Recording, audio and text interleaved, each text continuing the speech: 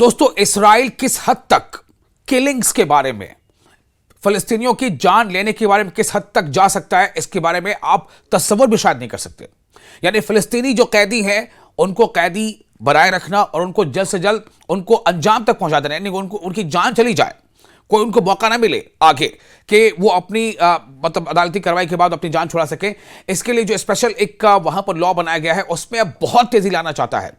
और ये बहुत बड़ी खबर है। पूरी दुनिया के जो ह्यूमन राइट्स ऑर्गेनाइजेशन है उनमें सनसनी मच गई है, उनमें खलबली मची हुई है, क्योंकि जो इजराइल की क़यादत में जो फिलिस्तीनी हैं उनकी जानों को लेकर के बहुत बड़ा सवाल खड़ा हो रहा है। इस्राएली मीडिया ऑफिस ने इब्रानी चैनल यानी इस्राएली चैनल 13 की इस रिपोर्ट के हवाले से सख्त खबरदार किया है, जिसमें यह इंकशाफ किया गया है, यह राजफाश किया गया है कि काबिज इसराइली जेल खाने जात की इंतजामिया ने, यानी जो प्रिजनर सर्विसेज है, उसने फलस्तीनी असीरान कहते हैं जो कैदी हैं, फलस्तीनी असीरान के खिलाफ सजाए मौत के कानून की पहली ख्वानदगी में मंजूरी के बाद इस पर अमल दरामद की तैयारियां तेज कर दी हैं,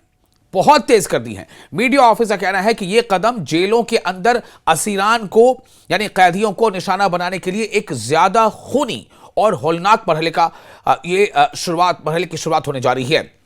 मीडिया ऑफिस ने अपने एक बयान में इस बात की तस्दीक की है, इसकी पुष्टि की है कि सजाए मौत पर अमल दरामद के लिए एक मखसूस कॉम्प्लेक्स की तामीर, ऑपरेशनल तरीक़ाकार की तश्कील, अफरादी कुव्वत की तरबियत और दीगर ममालिक के तजुर्बात से फायदा उठाने जैसी बातें, जैसा कि इब्रानी चैनल यानी इस्राएली चैनल के रिपोर्ट में इसका जिक्र किया गया है। इस बात का वाज़ेह सबूत है कि काबिज इसराइल फिलिस्तीनी असीरान की नस्लकुशी के जुर्म के इर्तिकाब के लिए आगे बढ़ रहा है। नस्लकुशी यानी जेनोसाइड, कैदी होना किसी भी मुल्क के जेलों में ये होता है।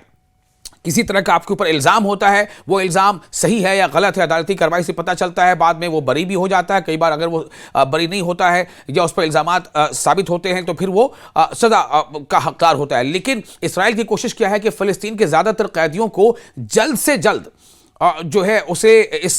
मोड़ तक पहुंचा दिया जाए कि फिर उसका एग्जीक्यूशन हो जाए और उसको फांसी दे दी जाए जल्द से जल्द, यानी इसमें तेजी लाना चाहता है। जो अब इसको भी ये कहा जा रहा है कि एक तरह से ये जो कैदी हैं उनकी जेनोसाइड की कहीं ना कहीं ये पहल है, ये अब बात कही जा रही है। बयान में इस बात की जानिब इशारा किया गया है कि इस कानून को हतमी शक्ल देने की कोशिशें, यानी कि फाइनल स्टेज तक ले जाने की कोशिशें काबिज इसराइल के जबर सितम के निज़ाम में एक इंतहाई खतरनाक तब्दीली है,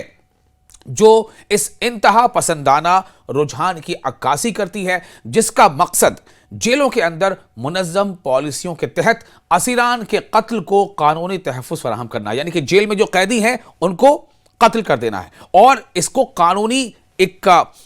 जो है कहते हैं ना कि जामा पहना देना है कि भाई कानून के तहत हमने इसको कत्ल कर दिया। जबकि आप दुनिया के किसी भी जेल का जब आप स्टडी करेंगे तो आपको पता चलेगा जितने भी कैदी वहां पर कैद हैं उनकी अगर उनकी मतलब एग्जीक्यूशन का फैसला हो भी जाता है कि इसको सजाए मौत होगी, तो ऐसा नहीं है कि 10 दिन के अंदर 20 दिन के अंदर वक्त लगता है ताकि उनको मौका मिले वो अपने बारे में कुछ सफाई पेश कर सकें और इस पूरे अमल में भी। और उसके अलावा जो एग्जीक्यूशन का रेट वो भी बहुत कम होता है। लेकिन इसराइल जिस तरह से तैयारी कर रहा है इससे ऐसा लगता है कि उसकी कोशिश ये है कि ज़्यादातर जो कैदी हैं उनको कानूनी जो है जामा पहनाते हुए उनको एग्जीक्यूट कर दिया जाए, उनको जान से जो है उनको मार दिया जाए।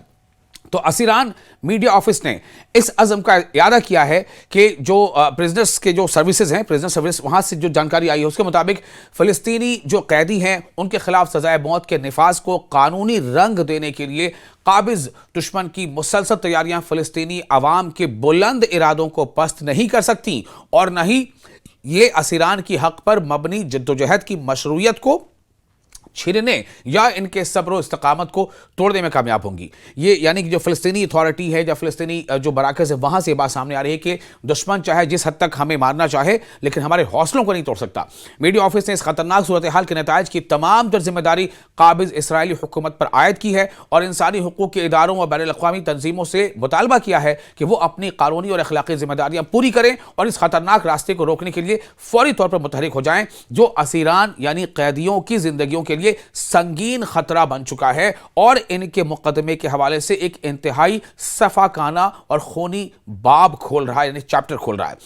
तो इंसानी हकूक़ के इदारों और बैन-अल-अक़वामी तंजीमों यानी इंटरनेशनल जो ऑर्गेनाइजेशन उन्होंने मुतालबा किया है कि वो अपनी कानूनी और अखलाकी जिम्मेदारियां पूरी करें और इस ख़तरनाक रास्ते को जो इसराइल अपनाने जा रहा है इसको रोकने के लिए फौरी तौर पर मुतहर्रिक हो जाएं, जो असीरान की ज़िंदगियों के लिए यानी कि फ़लस्तीन के जेलों में बंद कैदियों की ज़िंदगी के लिए संगीन ख़तरा बन चुका है और इनके मुकदमे के हवाले से एक इंतहाई सफ़ाकाना और खूनी चैप्टर, खूनी अध्याय खोल रहा है। तो आप सोचें कि इसराइल की यह कोशिश है कि वो फ़लस्तीनी कैदियों को, एक तो आप देखिए फ़लस्तीनियों में से जहां से जिसे चाहते हैं इसराइल वाले, जब चाहते हैं इसराइल के फौजी उसे डिटेन कर लेते हैं, फिर उन्हें जेलों में डाल देते हैं। कई बार पता भी नहीं चलता लोगों को कि वो बंदा कहाँ गया, किसने डिटेन किया, कहाँ क्या किया। मतलब बहुत सारे ऐसे सैकड़ों नहीं हज़ारों ऐसे मामले जिन्हें पता नहीं है कि वो शख्स आखिर है कहाँ, क्या वो इसराइली जेलों में बंद है। तो ऐसे मामलों को यानी कि इसराइल जो कहीं पर अगर हमले कर रहा था, बॉम्ब गिरा रहा था, अब वो क्या कर रहा है कि इस तरह से जेलों में बंद जो कैदी हैं उनको मारना चाहता है और उसके लिए उसको कानूनी उसने जो है एक जामा पहनाने की कोशिश किया है कि ताकि ये दिखा सके दुनिया को कि हमने कानूनन जो ये तमाम चीज़ें की हैं।